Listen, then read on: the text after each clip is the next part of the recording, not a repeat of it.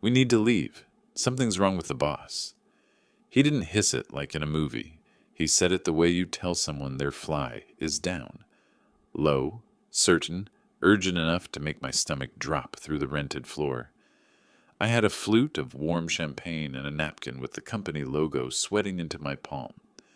On stage, our CEO was about to toast 25 years of building together.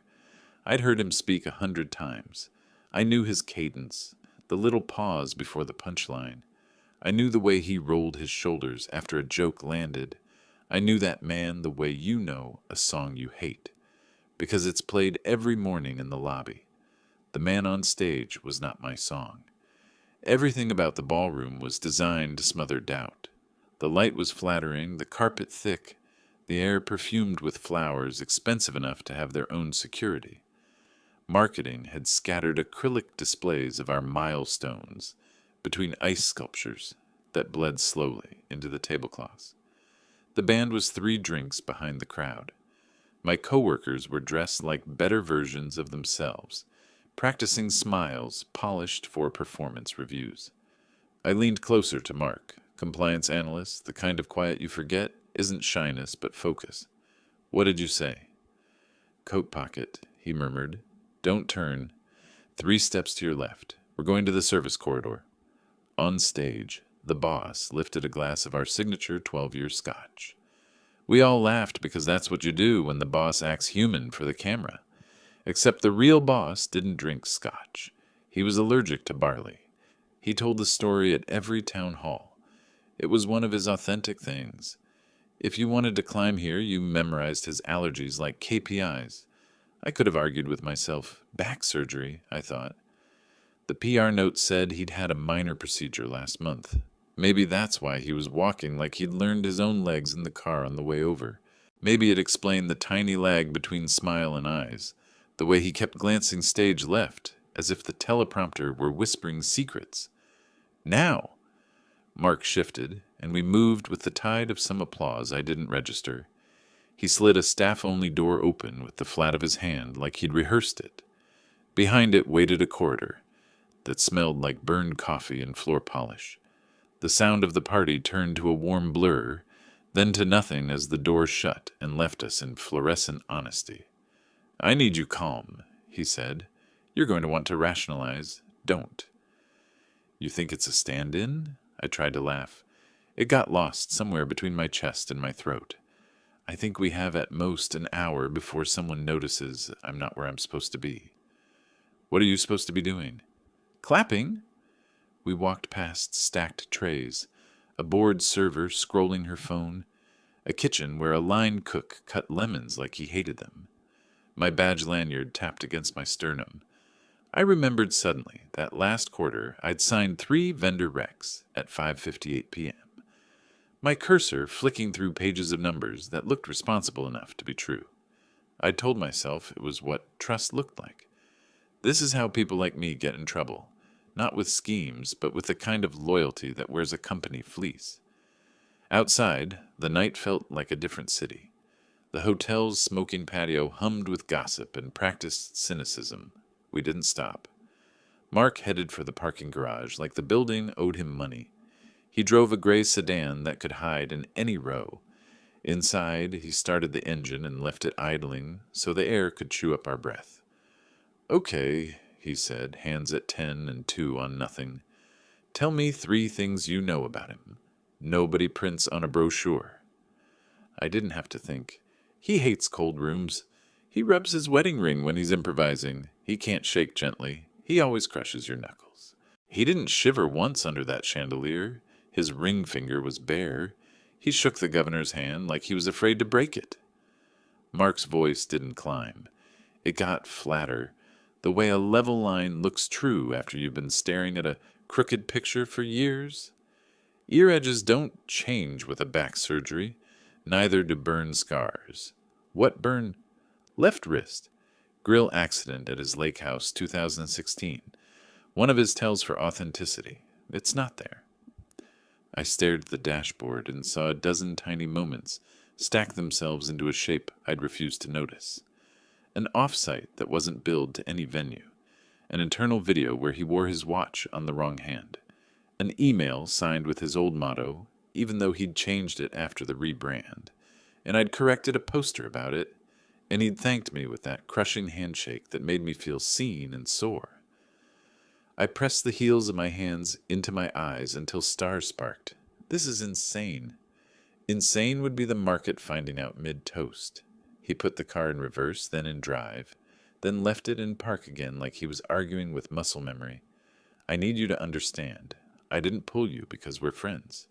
I pulled you because your name is on 3 approvals that link to the same bank account. The seat felt suddenly too hard.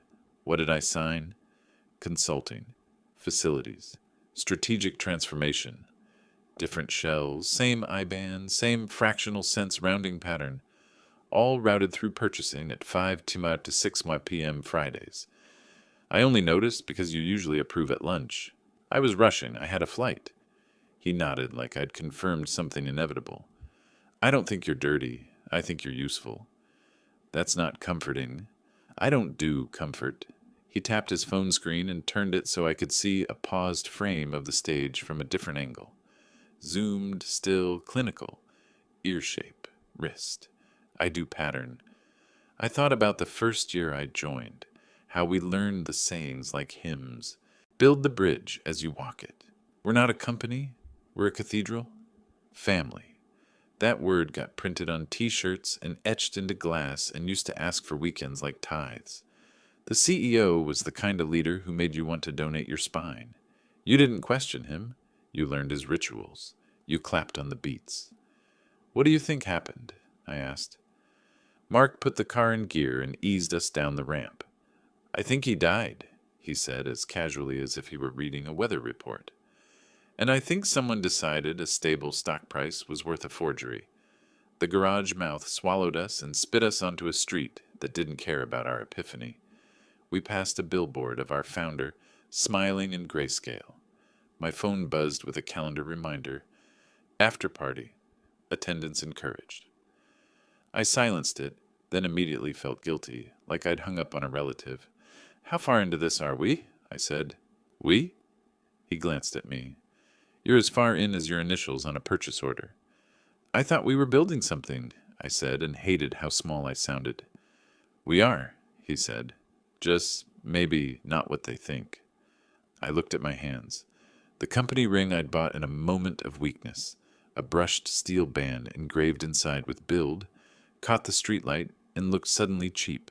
The first time the CEO had shaken my hand, he'd squeezed hard enough to make me wince, then grinned like we'd shared a secret. I told that story for years like it was a badge. I'm going to say this once, Mark said. If I'm wrong, I want to be wrong in a way we can apologize for. If I'm right, we start a clock. We can't stop. What do you need from me? Honesty, files, memory. He paused. And you need to decide whether you're willing to admit what you didn't check. The confession came out before I could pretty it up. I signed things because I wanted to be trusted. I wanted to be the guy who didn't slow things down. That's how they pick us, he said. We drove in silence long enough for the night to cool the anger I hadn't realized I was carrying. I thought about the man on stage, the way his smile hung half a second behind his eyes. I thought about our pension plan, our vendors, the interns who cried in bathrooms during quarterly close. The word family rolled around my mouth like something I didn't want to swallow anymore. Okay, I said. I'm in. Mark nodded once. Good. Then the first thing we do is stop being part of the story they're writing and start documenting the one that's actually happening. I looked back toward the hotel, a jewel box on a hill, shining like it had nothing to hide, and I realized my name wasn't just on a badge tonight. It was on a dotted line, and the ink was dry. The apartment didn't look like a place where conspiracies began. 2 rooms, barely furnished, 1 desk lit by a lamp with a yellow shade that made everything feel nicotine-stained. Mark dropped a thick folder on the table. It hit with the dull weight of guilt. We start here, he said. Don't look at the top lines. Look at the decimals. I stood there for a second, jacket still on, pulse still somewhere between panic and curiosity. The blinds were closed. The air smelled like reheated noodles and printer toner. My whole world had been balance sheets and compliance reports, things that made sense if you stared long enough. But this was noise. And in the noise, Mark claimed to hear music. He spread the papers like a deck of cards. Vendor lists, transfer confirmations, audit memos, internal chat transcripts. I recognized my own initials on half of them. My handwriting, my shortcuts, my laziness. You see these vendors? He said, circling 3 names. Helio Consulting, Rivet Advisory, Stratbridge LLC. Different addresses, same phone number buried in metadata, same account fragments, same wording in their contracts, down to the Oxford comma. I squinted. You're saying they're the same company? I'm saying they don't exist.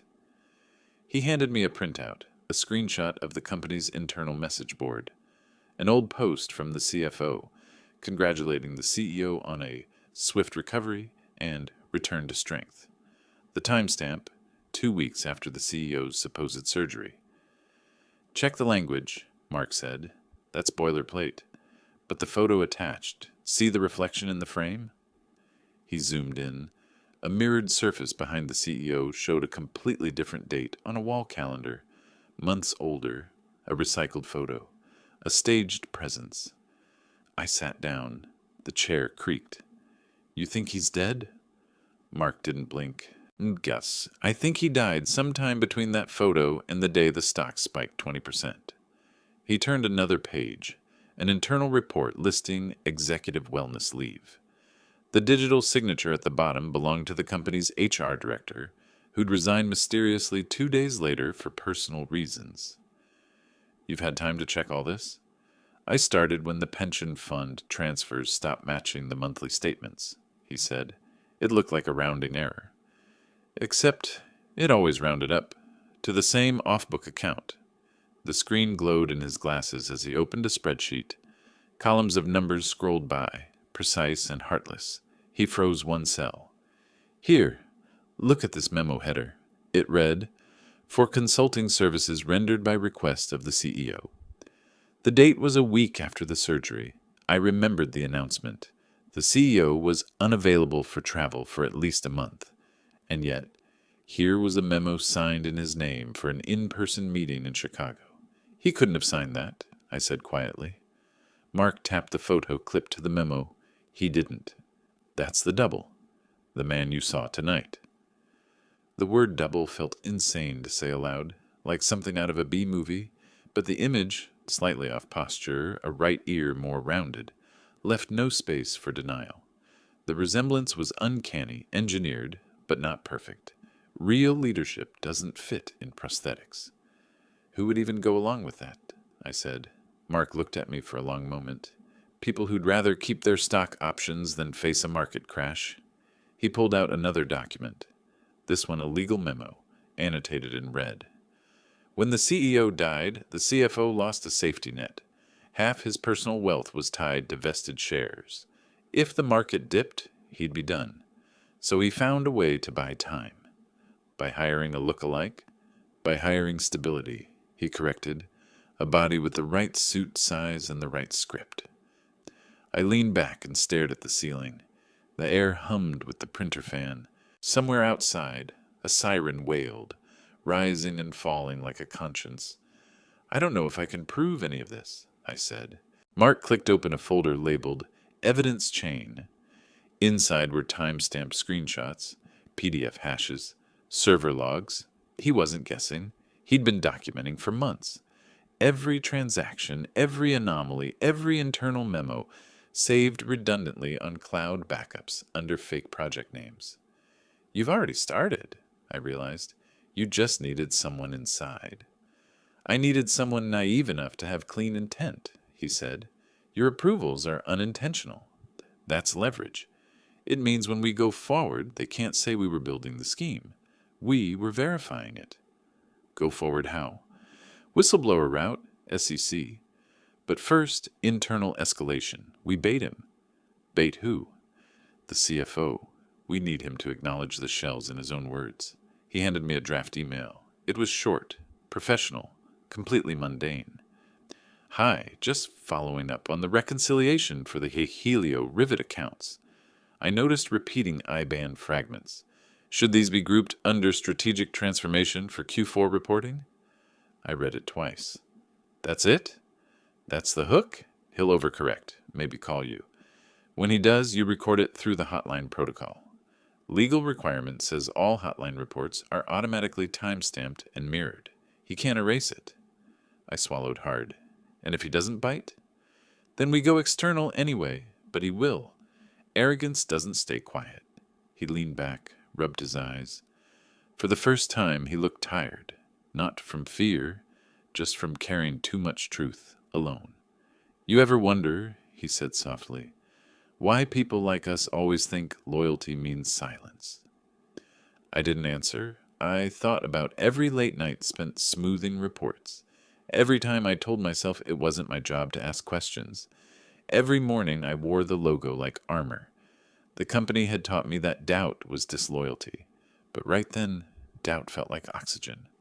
Mark, I said, if this goes wrong, if we're wrong, what happens? He looked up, calm as always. Then we apologize. But if we're right, we stop pretending we work for something worth clapping for. I stared at my phone screen, the draft email glowing like a confession. My thumb hovered over send. Behind me, the radiator clicked, a small sound in a room full of consequence. I hit send. Mark exhaled, long and quiet. Clock starts now. Hours stretched thin. The reply came the next morning. A meeting request from the CFO, flagged urgent. No written answer, just a calendar invite. Subject line, clarification. When I opened it, my reflection in the monitor looked like someone I barely recognized. The company's slogan, build the bridge as you walk it, stared back from the email footer like a dare. Mark smiled faintly. He took the bait. What now? He closed his laptop. Now we walk the bridge and see who falls first. The elevator hummed its usual song, but that morning it felt like a throat clearing before judgment. I'd never noticed how long those 30 seconds to the top floor really were. Long enough to think about what I'd done. Long enough to imagine the shape of consequences. The mirrored walls doubled my face into something pale and guilty. The CFO's office was a corner aquarium of glass and confidence. You could see the skyline and the reflection of your own fear at the same time. When I stepped in, he was already there, sleeves rolled up, tie loosened just enough to look human. The boss, the double, stood near the window, hands clasped behind his back like a wax figure pretending to breathe. Morning, the CFO said. His smile had edges. Appreciate your initiative on those vendor questions. Not everyone reads line items so carefully. I nodded, pretending to swallow the bait I'd cast myself. The compliance recorder app on my phone was hidden under my notes. The corporate hotline system mirrored every submission to a secure off-site server. Mark was on the other end of that mirror, somewhere in his cubicle downstairs, watching the audio waveform bloom in real time. Just wanted to make sure we're consistent, I said. The vendors, Helio, Rivet, Stratbridge, they all have similar account structures. Should I consolidate them for the Q4 reporting package? He leaned back, laced his fingers. No. Those are separate engagements, different project scopes, transformation initiatives. You don't need to worry about that. But the routing numbers... He cut me off, voice still gentle but eyes cold. Look, we do a lot of business through affiliates. It's complex. That's why I'm here. He tapped the folder on his desk. We've been reviewing our disclosures. Everything's in line, but I'd advise you to stay focused on your deliverables, not on executive matters. Understood? That tone, friendly enough to warn you, I held his gaze. Of course. I just didn't want any errors on my side. I know Mr. Fenton, I gestured toward the boss, prefers consistency. The double smiled mechanically, the kind of expression a man wears when he's been told to smile and isn't sure which muscles to use. His voice came out lower than the real one, careful like he'd practiced. Appreciate your diligence, son. We need more of that spirit. Son, The CEO had never called anyone that. He called everyone partner. Mark's message pinged my watch discreetly. Keep him talking. Confirm authorization chain. I drew a breath. Right, sir. Just so I can document properly. These payments were authorized directly from the CEO's office, correct? Not through finance? The CFO's jaw flexed. A pause, just a hair too long. Then, yes, direct authorization. My office executes, CEO approves. Standard process. Don't overcomplicate. He smiled again, but the corners didn't match his eyes. You've got a bright future here if you don't let curiosity ruin it. That line would later be printed in the investigation report verbatim, attached to a timestamp and a file hash. Proof. When I left, my legs felt rubbery. The double nodded at me as I passed. Polite, rehearsed, vacant. For a second our eyes met, and I swear he looked grateful. Downstairs, Mark was waiting in the copy room, pretending to unjam a printer. Got it, he whispered. Everything. He said the words. Direct authorization. That's fraud. What now? Now we send it up the chain. He uploaded the file to the board's audit chair.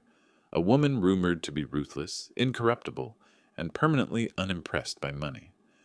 At the same time, we filed the report externally through the SEC's whistleblower portal, encrypting every attachment. Each step felt irreversible, like stepping through a series of locked doors behind us. The next 48 hours were a slow-motion interrogation without questions. My badge started flickering red at the gate before turning green. My calendar populated itself with wellness checks from HR. IT audited my laptop remotely. Mark's name vanished from the employee directory for half a day before reappearing, slightly misspelled. They knew. On Friday, an all-staff email arrived. Join us Monday morning for a special announcement from our leadership team, celebrating new horizons. Mark read it twice, then said flatly, They're staging another performance. Monday, the auditorium was a theater of denial. Banners, lights, a branded backdrop that said, Forward Together. I sat near the back, pulse loud enough to drown the intro music. The double walked on stage, same perfect navy suit, same words scrolling on the teleprompter. My friends, our company stands stronger than ever. Mark's hand brushed mine under the table. His watch vibrated. The audit chair's internal reply had just hit.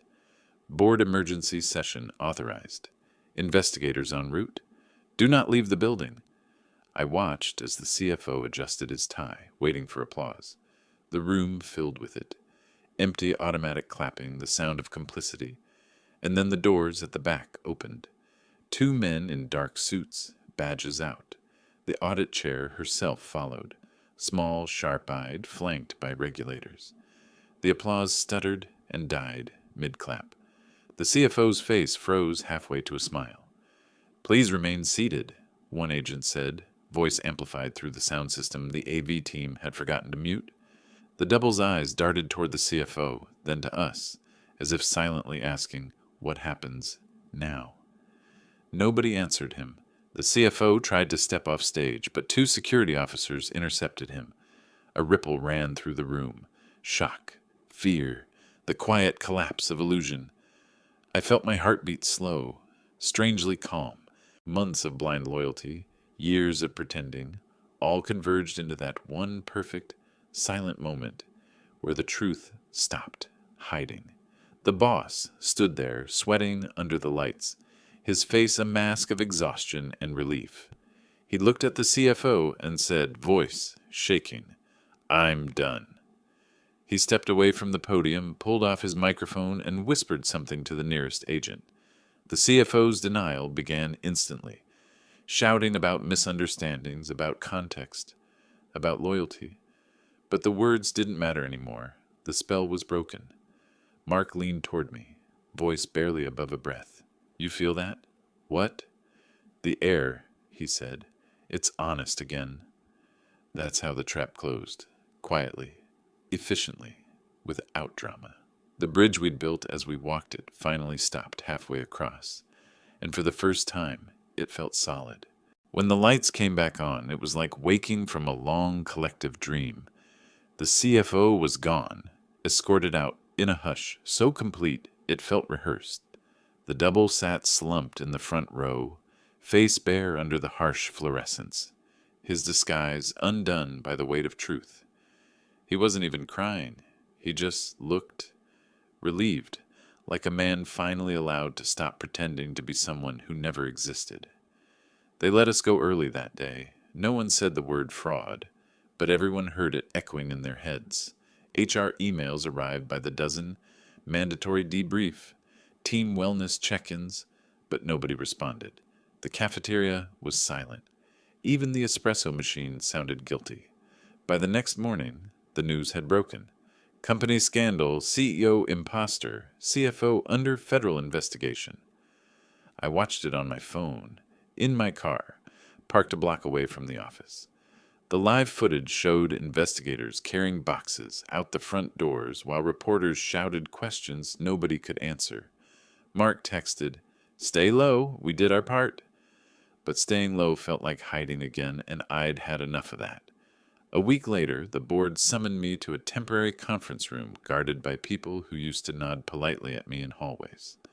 Now they looked at me like evidence. The audit chair was there, sharp suit, steady eyes, a small notebook with my name on the first line. "You cooperated early," she said. "That matters.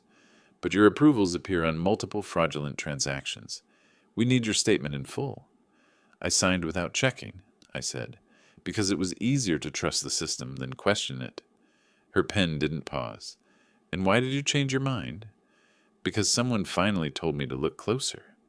She studied me for a long second, then nodded. "You'll keep your job until this is resolved, but you won't want it after." She was right. The investigation unfolded like slow thunder. The CFO scheme turned out to be broader than anyone imagined.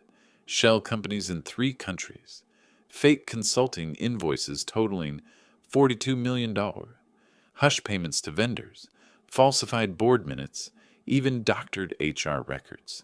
The double confessed everything: how he'd been hired as a professional impersonator years ago for product launches, how the CFO had approached him after the real CEO's fatal heart attack, how he'd been promised a 7-figure sum to stabilize the company for 6 months.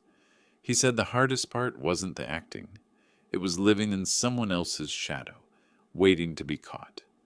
When they escorted him out in handcuffs, he turned to the cameras and said, "I just did what they taught us to do, smile for the brand." It wasn't a defense. It was an obituary. 2 months later, the company held another town hall. This one streamed without music, without champagne, without the word family. An interim CEO, sober, gray-haired, probably allergic to bullshit, announced restitution measures, pension gaps filled, vendor contracts audited, a public apology read aloud, not by PR, but by the board chair herself. Mark didn't show up. His resignation letter had arrived quietly the week before. No explanation, just a single line.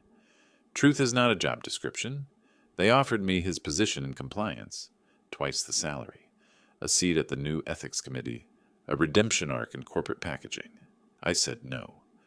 I packed the few things that were truly mine, a photo from my first day, a mug that said, "Build the bridge," my notebook full of names, and walked out before anyone could clap.